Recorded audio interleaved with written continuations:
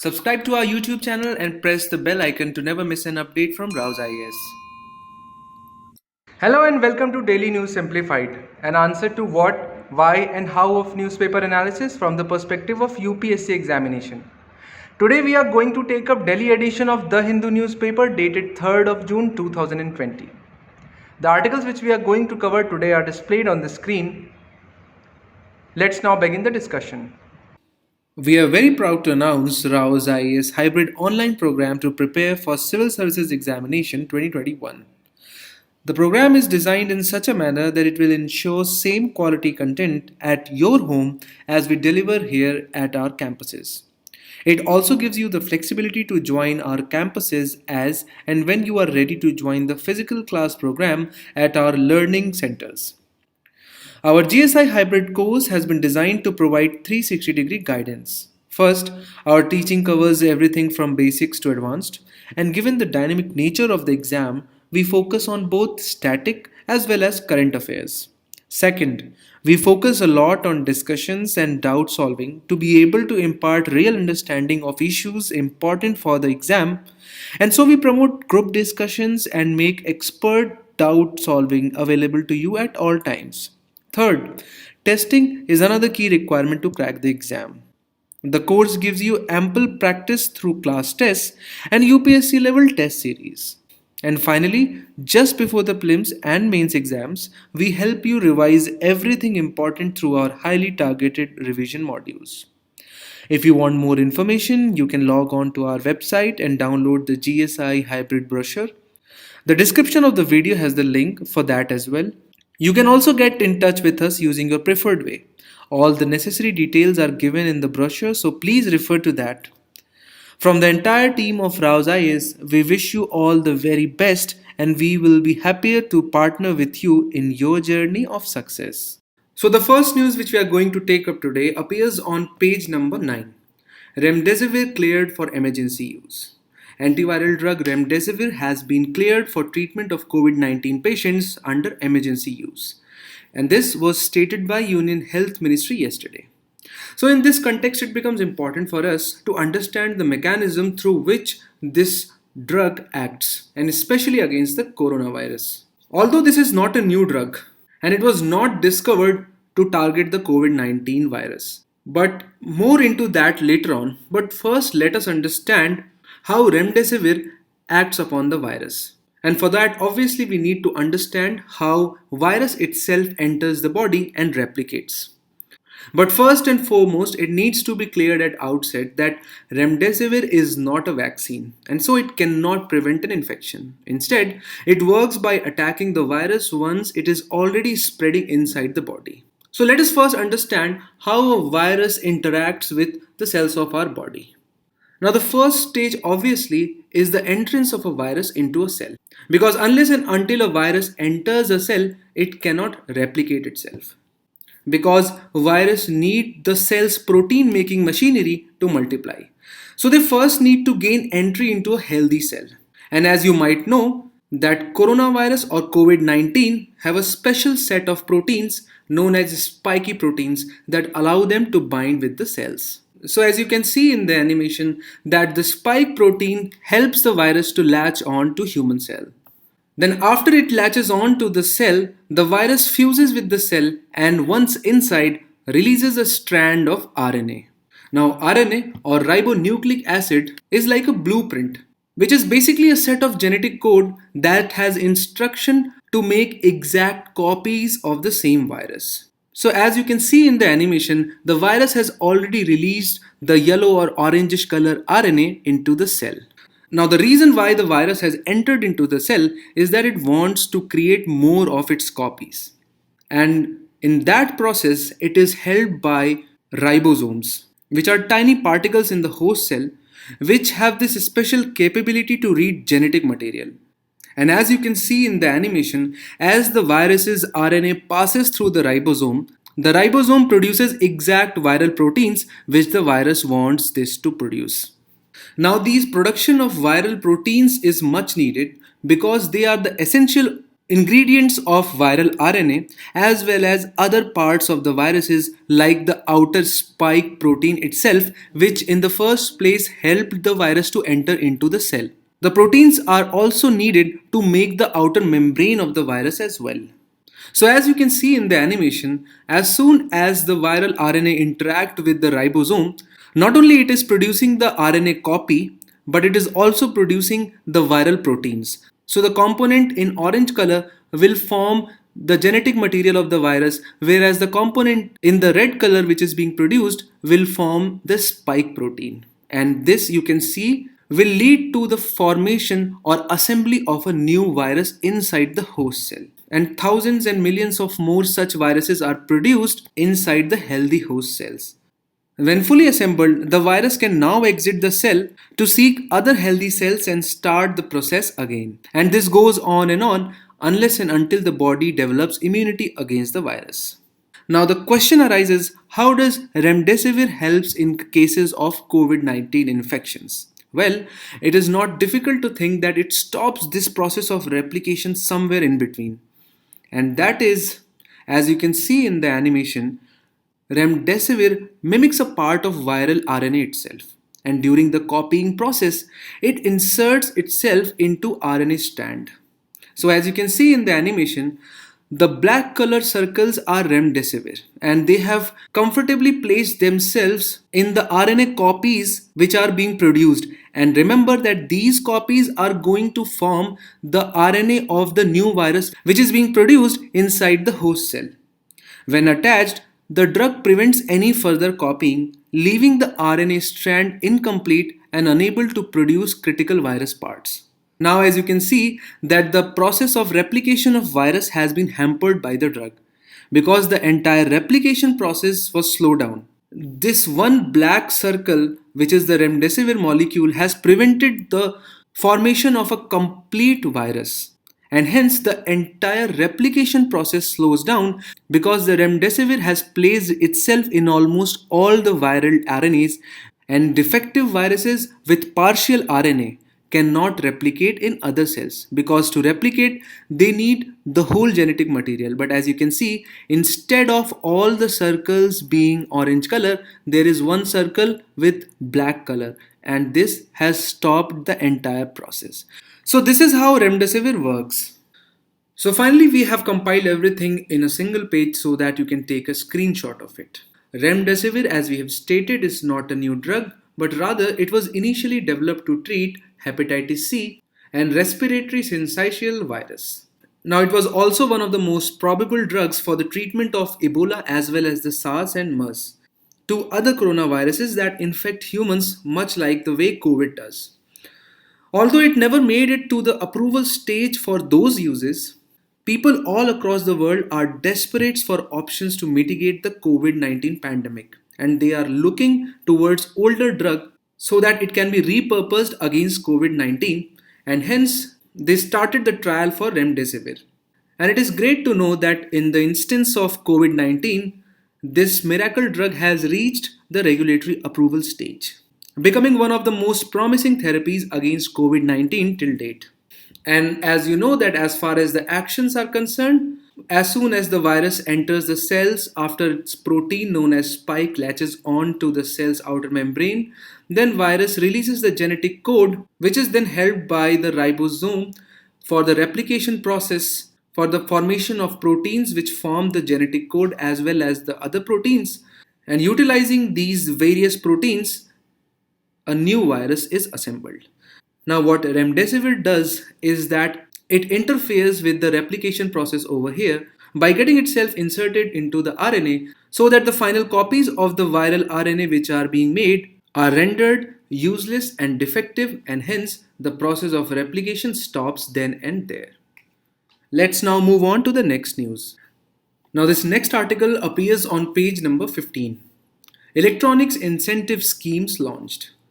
Now, three schemes which were approved in March with around 48,000 crore outlay have been launched yesterday by Telecom Minister Mr. Ravi Shankar.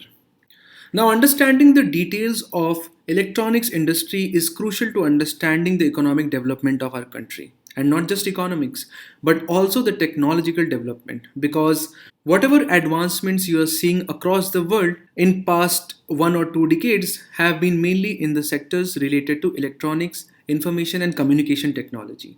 And electronic manufacturing forms the base of it. So what we are going to do is that we are going to cover this whole issue comprehensively, starting with a comparison of the export profile of India and China in 2019. Now here is export profile of India, which means that top 10 exports of commodities from our country in terms of their dollar valuation. So for example, the highest commodity which India exports is that of mineral fuels including oil, then gems and jewelries, machinery, followed by organic chemicals, vehicles, pharmaceuticals, electrical machinery, iron and steel, clothing, and again clothing. So if you analyze the India's export profile, you do see computers, machinery including computers, in top 3 at $21.2 billion. Whereas if you compare the same figures for China, machinery including computers sits right at second place at $417 billion. Now I guess there is no need for me to highlight this fact that India into 20 times is China as far as electronic manufacturing is concerned. Now remember, this is just one of the fields of manufacturing. Similarly, if you compare electrical machinery to that of China, ours is $14.7 billion and theirs is $671 billion. In this case, we are not even going to multiply the numbers. So I guess we have sufficiently highlighted the point that India lags behind significantly when it comes to manufacturing, and especially electronics and electrical manufacturing with respect to China. So this is a pie chart of top products India imported from China and top products India exported to China.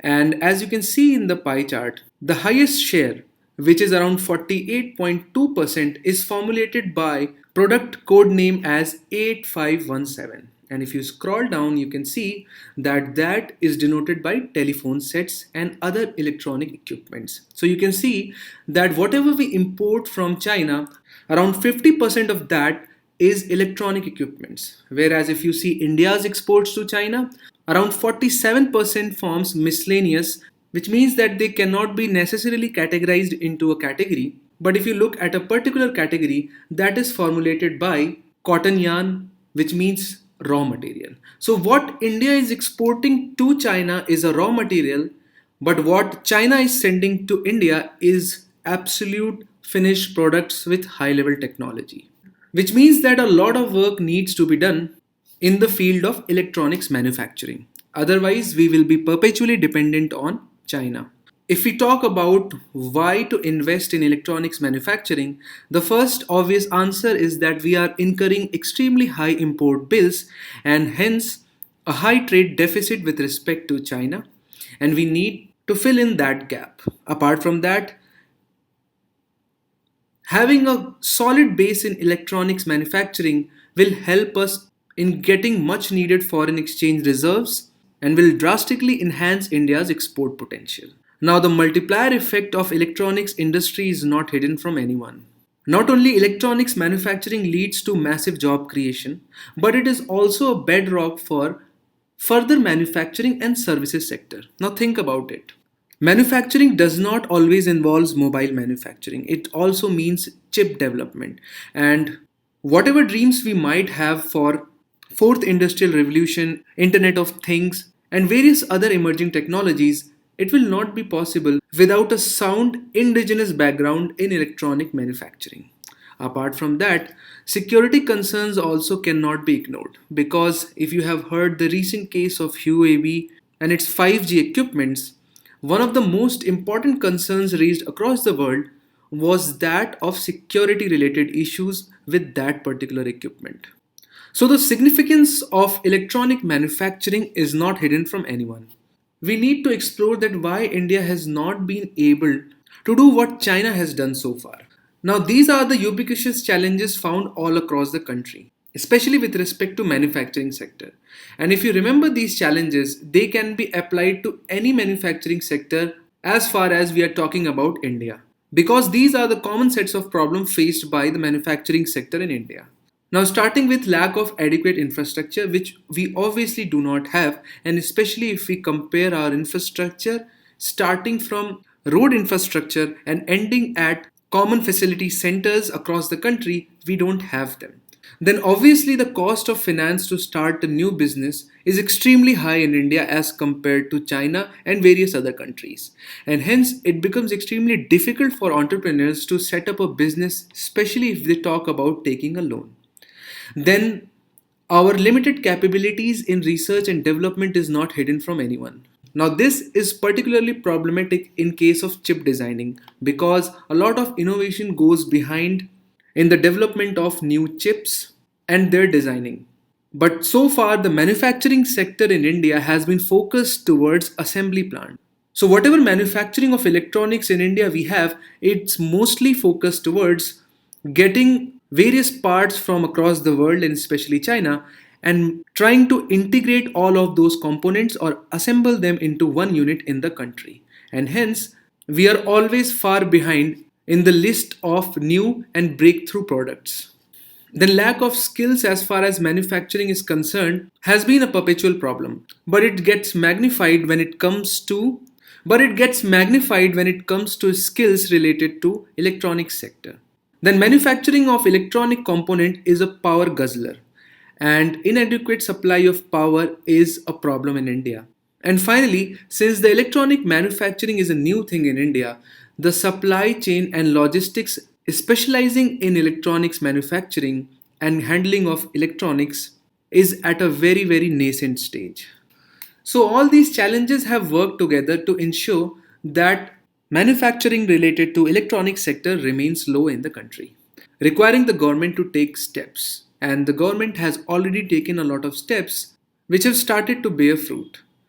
Now, if we talk about the past steps of the government, electronics manufacturing has been declared as one of the priority sectors under Make in India scheme. Then government came up with National Policy on Electronics in 2019 with the vision to position India as a global hub for electronic system design and manufacturing or ESDM. Then there is Modified Special Incentive Scheme or MSIPS, which provides capital subsidy of around 20% in special economic zones for units engaged in electronics manufacturing. Then government came up with the idea of setting up electronics manufacturing clusters.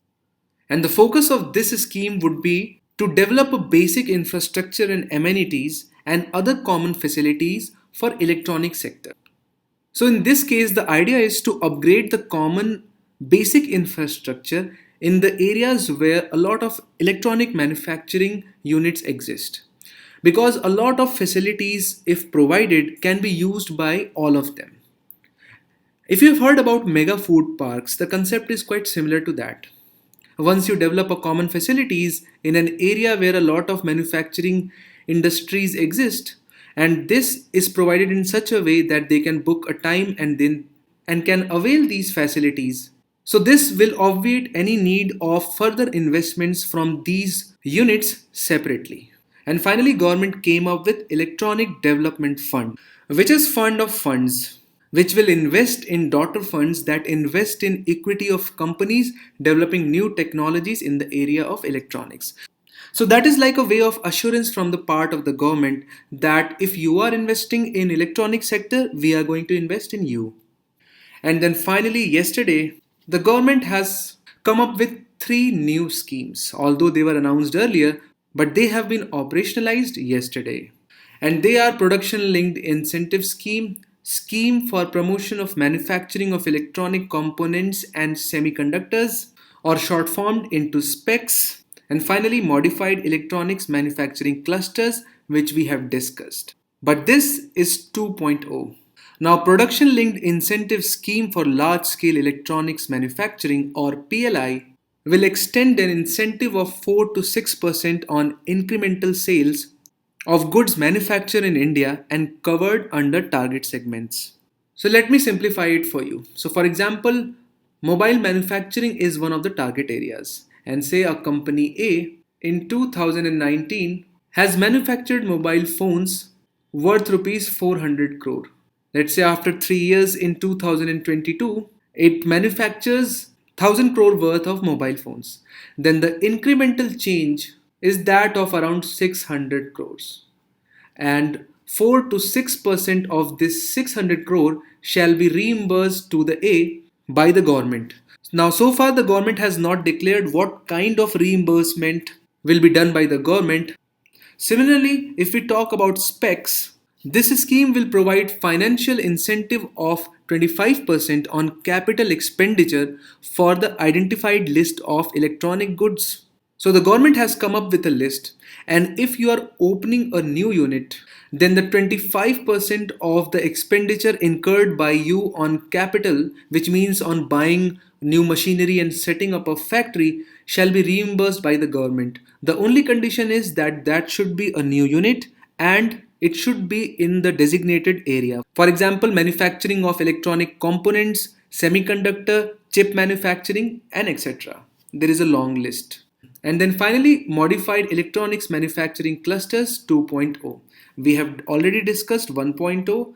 Now, under this revamped scheme, the government is going to provide financial assistance to a private sector firm which comes up with a plan of setting an electronic manufacturing cluster or common facility centers for such clusters. In both the cases, government will provide financial incentives so that such facilities can come up in the country. Now, this discussion is important mainly from the perspective of mains examination because it not only highlights the current situation but it also lets you know the challenges and the steps taken by the government in the direction of encouraging electronics manufacturing. But also from the perspective of prelims examination, the schemes which we have mentioned become significant and you should try to memorize them. Let's now move on to the next discussion. Now, this next article for discussion appears on page number 15. Moody downgrades 11 banks. Now, rating agency Moody's has taken rating action on 11 banks as well as 11 companies a day after it downgraded India's own sovereign rating to Baa3 from Baa2. And further, it has continued its forecast of Indian economy as negative. This means that any further downgrade in ratings would take India's sovereign credit rating to junk status. Now, in this respect, it becomes important for us to understand, first of all, what are credit rating agencies and how do they work? What are the various categories of ratings and what are their significance? And then finally, what are the implications of such downgrade? Now, the definitions and other relevant material can obviously be found in the PDF, but here we would like to start with an example of a businesswoman sitting on a pile of cash and looking for investments because everyone wants their investments to grow with time. But the problem is that rich people might not have an information about where to and how to invest because there are around 200 countries across the world and millions of companies across the world. And hence, it's simply not possible for people to keep an account of how each country and companies are performing. And hence, for investment purposes, they require specialized help. And there comes the role of rating agencies. Three of the world's most renowned rating agencies are Standards and Poor's, Fitch Ratings, Moody's Investors Service. Now, a credit rating agency is a private company whose purpose is to assess the ability of borrowers, either governments or private enterprises, to repay their debt. And to do this, these agencies issue credit ratings based on credit risk of the borrowers. So, a company rated high on Standards Poor's, either Fitch or on Moody's ratings, will mean that that particular company or country has a good track record of repaying the loans. And the current financial condition of that government or that company is also good. And hence, our rich businesswomen can take the data from these rating agencies and invest according to those ratings. So, here different columns denote the ratings given by these three different rating agencies, whereas the rows denote the credit ratings. And obviously, all the ratings above this dashed line are investment grade, whereas those below are non investment grade. So you can see that the terminologies used by them are different. So, for example, the best performing company across the world will get capital A followed by two double A's by Moody's, whereas it will get triple capital A by Fitch. And similarly, the lowest grade investment of Moody's is C, whereas at Fitch it is D. So overall, across the world, the borrowers are categorized into two sections. Now, investment grade ratings mean the investment is considered solid by the rating agency, and the issuer is likely to honor the terms of repayment. Such investments are typically less competitively priced in comparison to those of non-investment grades. Now, obviously, it makes sense, right? Because speculative grade investments are high risk and therefore offer higher interest rates to reflect the quality of the investments. Higher the risk, higher is the return. But then the chances of losses are also higher. So, who are the people who actually use these credit rating agencies? Now, first and foremost, they are extensively used by institutional and individual investors, just like our businesswomen. They use the credit ratings to assess the risk related to their own investments. Then these ratings are extensively used by debt issuers such as corporations, governments, and municipalities. They use these credit ratings as an independent evaluation of their own credit worthiness and credit risk associated with their own debt issuance. Because if I am releasing a bond, I would want to know that how much credit worthiness I am considered, right? And similarly, the companies issuing these debt bonds also use these credit rating agencies. So you can say that these are used by creditors as well as the borrowers. But if we talk about India's own ratings, how India has fared in past few years. So Moody's has recently downgraded India to Baa3 status. And the outlook is negative, which means the direction in which India is expected to move is that of below. On standards and poor, India is rated as triple B negative, again with negative outlook. And again on Fitch rating, India is rated same as triple B negative, which means that India is just on the verge of being qualified as non-investment grade. And as soon as that happens, people across the world will be extremely hesitant to invest in India because then they will analyze the ratings and they will see India placed in non investment grade. So in November 2019, the Moody's had changed its forecast about Indian economy from stable to negative, which means the trajectory of India is negative and going downwards. Now the question arises, why has Moody's downgraded India's sovereign credit ratings? Now, some people have argued that in the wake of COVID 19, India has been especially impacted, which has led to India's downgrade. But even prior to the pandemic, the GDP growth was declining. Then we all know that Indian government has not been able to meet the fiscal targets it has set for itself. And in the wake of COVID-19, our fiscal deficit is going to increase by massive amounts. Then in past 5 to 7 years, India has seen a lot of upheaval in financial sector, and this rising stress in financial sector has been one of the major causes of India's downgrade. And finally, weak implementation of economic reforms since 2017 and 18. You can see that a lot of things which were promised by the government did not turn out to be that way. For example, a major overhaul of our indirect system in the form of GST has still not shown its full effect, whereas various other kinds of reform in the agriculture sector as well as labor reform promised by the government have not been carried out by various state governments, and hence which has left a lasting impression on our ratings. So we can say that the credit rating of a country depends upon its GDP growth rate, the inflation scenario in the country, the balance of payment situation, its debt levels, and the levels of fiscal deficit of the government. And then finally, we should try to understand that once a country is downgraded by these rating agencies, what are the likely consequences? Now, the first is that rating downgrade means that the bonds issued by Indian governments are now riskier than before. In monetary terms would mean that Indian government will have to shell out extra money for the same amount of loans. And if you remember in the first slide, we discussed that how investors take the lead from these rating agencies. And hence a downgrade means that the foreign portfolio investment on which a lot of our economic development depends since last 2 decades could move out of the country. And then finally, if you recall, we are on the verge of being labeled as junk or speculative investment grade. And as soon as that happens, rest assured that there will be very few investors across the world who would still want to invest in our country, making it difficult for us to get the foreign capital. So, this is it as far as the rating agencies are concerned. This next article appears as an editorial on page number 6, Monsoon Bound. Now, since the monsoon has finally set over Kerala in keeping with the textbook date of June 1, but the problem is that in May, Indian Meteorological Department had forecast a 4-day delay in the onset over Kerala, whereas a private agency had predicted the exact arrival of monsoon.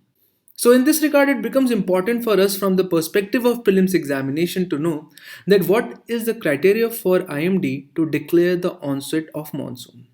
Now, this particular image has been taken from the website of IMD today, and the green color shows the advance of southwest monsoon in actual terms, whereas the red shows the normal or the long term average.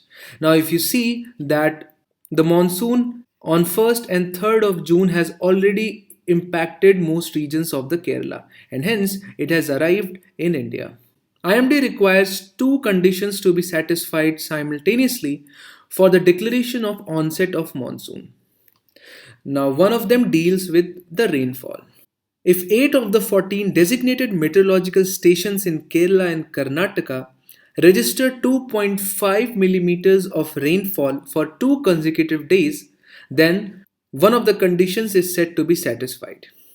But apart from that, a condition on wind speed should also be satisfied, and that is that the wind speed at a certain height from the surface of the earth should be more than 30 to 40 kilometers per hour, and the direction should be coming from equator, because this is the wind which is ultimately going to carry the monsoons into India, and if their speed is high enough, only then the monsoon will enter into territory of India. So as soon as these two conditions are satisfied, IMD declares that monsoon has arrived in Kerala. But the trouble is, why are there so many errors every year in the prediction by IMD? And there are many reasons for that. And the first reason is Indian topography itself, which makes it extremely difficult for any agency to predict the monsoons. Since it is extremely complex, starting from plateaus to high mountain regions, it is not simply possible to take into account all the factors. Then, as you know, that Indian weather is tropical weather. And tropical weather is difficult to predict because weather systems in tropics are not well understood as of now. And one of the reasons for this is that weather systems destabilize faster in tropics than they do in extratropics. The weather systems in extratropics are quite stable and persist for longer durations, making it easier for the weather scientists to make a forecast. Then there are issues with the kind of models IMD uses. Now, first, we have to understand that these models are dynamical models, and a lot of data is required for them to work properly. And presently, we simply do not have enough data, and even if we have them, the quality of data is not up to the mark. Then, the second important reason, which is extremely critical, is that all these models have been developed in Western countries. And since these models are bought from West, these models are yet not fine tuned for Indian situations. And one of the very important problems with these dynamical models is that they require extremely large computational capacities. And for that, we need very powerful supercomputers. As such, increase in the number of supercomputers remains a challenge for the India. Also, we need a lot of qualified software professionals who can put these data into these models. And hence, we all know that their availability remains quite a challenge in our country. And finally, the kind of weather stations, and especially the automatic weather stations which IMD uses, are of substandard quality. The major problem is the upkeep of these instruments because they need to be regularly calibrated and cleaned, which does not happen in India's situation. So, these are the four major challenges in the way of actual and correct prediction by IMD. And hence, the government has come up with National Monsoon Mission. aims at setting up state-of-the-art coupled ocean atmospheric climate model, which will help Indians in improved prediction of monsoon rainfall and improved prediction of temperature, rainfall, and extreme weather events. And the idea is to increase the precision of the prediction by designing the models specific to our country. So it can be said that India can be better prepared to face the uncertainty of the monsoon and climate change only if the monsoon forecast is improved drastically. Now it's time for a quick revision from the perspective of prelims examination. We have discussed today about Remdesivir, and you have to remember that it is not a new drug designed specifically for COVID 19, but rather it existed earlier also. Remember the animation and try to recall the mechanism of viral action and especially how it tries to replicate inside a cell and how Remdesivir stops that process. Then, from the perspective of prelims examination, you have to recall that electronic manufacturing is one of the sectors of Make in India. Then, in 2019, government has indeed come up with an electronics policy. Then, modified special incentive scheme has been launched just for electronics sector. Then, electronics manufacturing cluster scheme has been launched along with electronic development fund. And yesterday, government has finally launched PLI, which is production linked incentive scheme, in which government has promised to reimburse on the incremental basis. Then specs or scheme for promotion of manufacturing of electronic component and semiconductors, in which all new units coming up will be held up to the tune of 25% of their capital expenditure.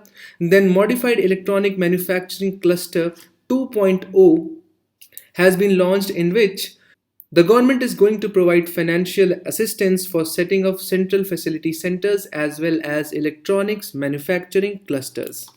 Then keep in mind these three important credit rating agencies. Also try to understand that the credit rating of a country depends upon its GDP growth rate, inflation, balance of payment situation, debt levels, and fiscal deficit targets, and whether the country is being able to meet it or not. And then finally, as far as the onset of monsoon is considered, there are two criteria for that. Try to memorize them as well. Now, question of the day for 2nd of June 2020 was, which of the following can be characteristics of the proposed social stock exchange? Statement 1, issue of zero coupon, zero principal bond. Statement 2, regulation by Home Ministry instead of SEBI. And statement 3, no participation by for-profit organizations. And the right answer is 1 only. Similarly, an editorial has appeared today which talks about social vaccine. And hence we have formulated a question for you. Social vaccine is being advocated as the best way to fight the COVID-19 pandemic recently. In this context, which of the following can be said to be components of social vaccine? Statement 1, vaccine made available for free particularly to vulnerable sections, inducing behavioral changes in populations like wearing of masks. And statement 3, bringing in a cultural change by promoting condom use, safe sex to counter HIV spread. Select the correct answers using the codes given below. A 1 only, B 1 and 2 only, C 2 and 3 only, D 2 only. For solving rest of the questions, please go to the ELEARN website and make free basic account, and then you will be able to solve all the questions.